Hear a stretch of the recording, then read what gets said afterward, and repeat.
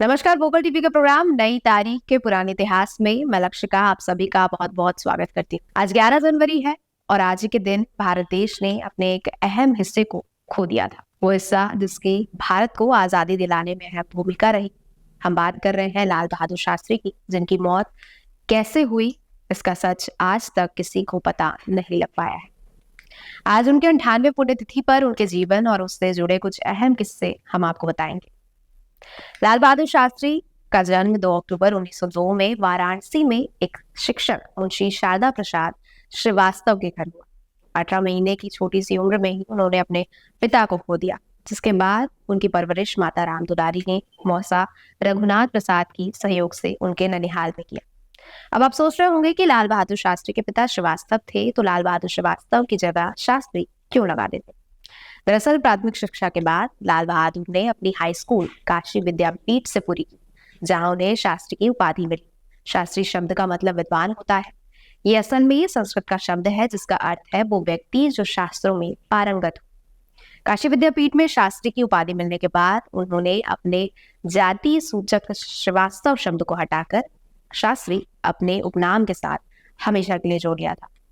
शास्त्री जी ने संस्कृत में स्नातक हासिल की और पढ़ाई के बाद भारत सेवा संघ से जुड़ गए, जहां से उनके राजनैतिक जीवन की शुरुआत हुई। लाल बहादुर शास्त्री गांधीवाद थे। लगातार विदेश के असहाय गरीब लोगों के लिए काम करते रहे। उन्होंने स्वतंत्रता के कई आंदोलनों में हिस्सा लिया, जिस दौरान उन्हें जेल भी जाना पड़ा। संघर्षों के साथ भारत को आजादी के बाद देश को प्रगति की राह की ओर ले जाने में शास्त्री जी ने अहम भूमिका निभाई। 1962 में चीन से भारत का युद्ध हुआ, जिसमें देश को हार का सामना करना पड़ा। यही वो युद्ध था जिसके बाद देश ने अपने पहले प्रधानमंत्री पंडित जवाहरलाल नेहरू को खो दिया था। 1962 में युद्ध के बाद भारत उभरते रास्ते पर था। उस वक्त नेहरू के बाद देश के दूसरे प्रधानमंत्री लाल बहादुर शास्त्री बने, जिन्हें सत्ता में लगभग 18 महीने ही हुए थे। अब बात करते हैं आखिर क्यों भारत पाकिस्तान का युद्ध हुआ, क्यों लाल बहादुर शास्त्री को ताशकंद में जाना पड़ा, किन परिस्थितियों के बीच शास्त्री थे और आखिर लाल बहादुर शास्त्री की मौत रहस्य कैसे बनी। भारत को कमजोर समझकर पाकिस्तान ने एक बार फिर 1965 में कश्मीर को अपने कब्जे में करने के उद्देश्य से भारत के खिलाफ ऑपरेशन डेजर्ट हॉक के तहत युद्ध की साजिश रची। 1965 में भारत और पाकिस्तान के बीच युद्ध की शुरुआत अप्रैल में रन ऑफ कच्छ में हुआ। ऑपरेशन डेजर्ट हॉक से पाकिस्तान ने कच्छ के बड़े हिस्से पर अपना कब्जा कर लिया। 30 जून को सीज फायर हुआ और इसके बाद पाकिस्तान ने दूसरा ऑपरेशन जिब्राल्टर शुरू कर दिया। इसके बाद जवाब में भारत ने 28 अगस्त को हाजीपीर पर कब्जा किया। हाजीपीर गुजरात के कच्छ का हिस्सा है। इसके तुरंत बाद पाकिस्तान ने अपना तीसरा ऑपरेशन ग्रैंड स्लैम शुरू कर दिया। 1 सितंबर को जम्मू कश्मीर के छंब से भारत में घुसकर वकनूर पुल तक पहुंचा। यहाँ से पाकिस्तान का ध्यान बांटने के लिए भारत ने 6 सितंबर को पंजाब फ्रंट खोला और फौजें बरगी तक जा पहुंची, जहां से लाहौर दूर नहीं था। 7 सितंबर को भारतीय फौजों ने सियालकोट सेक्टर में बढ़त लेनी शुरू की।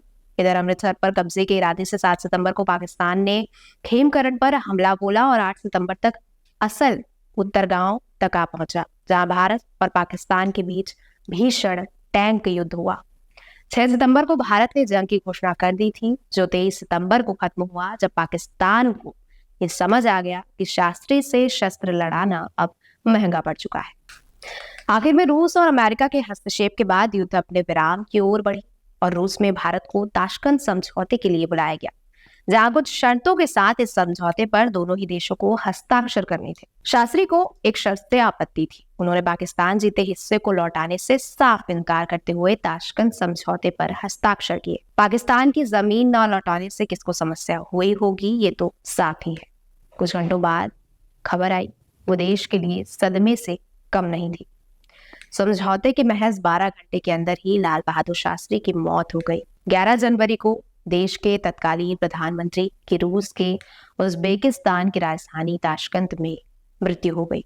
आधिकारिक तौर पर कहा जाता है कि उनकी मौत दिल का दौरा पड़ने से हुई। शास्त्री को हृदय संबंधी बीमारी पहले से थी और 1959 में उन्हें एक हार्ट अटैक भी आया था। इसके बाद उन पर उनके परिजन और दोस्त उन्हें काम कम करने की सलाह देते थे, लेकिन 9 जून 1964 को देश का प्रधानमंत्री बनने के बाद उन पर काम का दबाव बढ़ता ही चला गया। लेकिन शास्त्री का दूर देश में यूं चले जाना आज भी रहस्यमयी बना हुआ है। इसके कई कारण हैं। 2009 में CIA's eyes on south Asia नाम की किताब के लेखक अनुज धर ने सूचना के अधिकार यानी राइट टू इंफॉर्मेशन के तहत जानकारी मांगी, जिसपे प्रधानमंत्री कार्यालय की ओर से कहा गया कि शास्त्री जी की मृत्यु के दस्तावेज सार्वजनिक करने से हमारे देश के अंतर्राष्ट्रीय संबंध खराब हो सकते हैं तथा इस रहस्य पर से पर्दा उठते ही देश में उथल पुथल मचने के अलावा संसदीय विशेषाधिकारों को ठेस भी पहुंचा सकती है।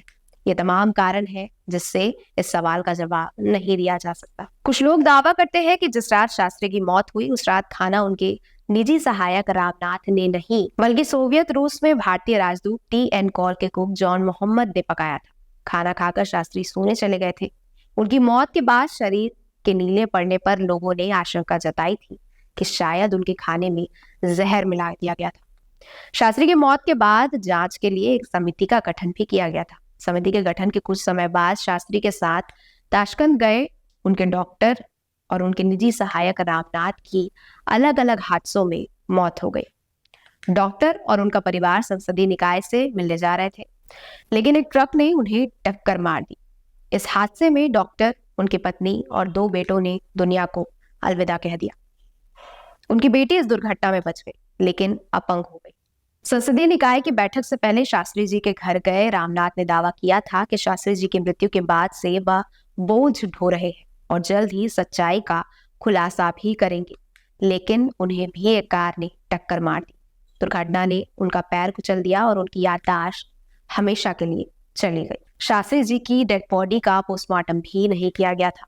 सबसे अहम बात, इंडियन न्यूक्लियर फिजिसिस्ट यानी भारतीय परमाणु भौतिक विज्ञानी होमी जे भाभा और लाल बहादुर शास्त्री दोनों की मौत महज 13 दिनों के अंतराल में विदेशी धरती पर हुआ। दोनों ही मौतों के बाद जब घटना को एक दूसरे से जोड़ने की कोशिश की गई तो इसमें कुछ बातें हैं जो सामने आई। वो ये थे कि भाभा ने मौत के कुछ महीने पहले एक ऑल इंडिया रेडियो इंटरव्यू में पूरे विश्वास के साथ कहा था कि भारत अगले 18 महीने में न्यूक्लियर टेस्ट करेगा, जिसका लाल बहादुर शास्त्री ने पूरी तरह सपोर्ट किया था। पाकिस्तान को 1965 के युद्ध में शिकस्त देना और भाभा का न्यूक्लियर टेस्ट को लेकर विश्वास कहीं ना कहीं दूसरे देश को रास न आए।